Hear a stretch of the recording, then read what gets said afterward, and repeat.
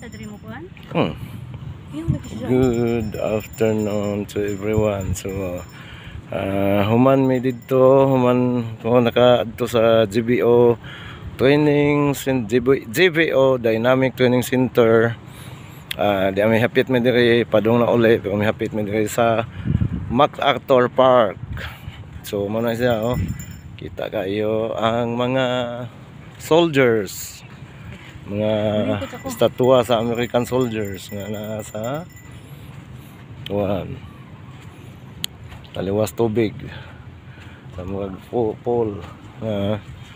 So muna siya kay miagi mi diri pa documentation ba natay kuan remembrance nga nagasuroy diri kay human naman ang transaction ako dito pagpa-enroll, pagpa-register sa GBO Dynamic Security Training Center. Kay mo training ko o naghuwat lang ko sa schedule kay naka-register na ko nga tuog nag-down na sa training fee.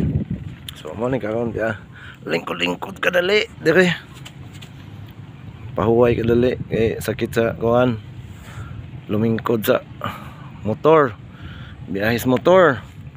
O kanina paingon mi diri kay mituyok mi dito sa baybay is ang among biyahe is 5 hours, 5.5 hours.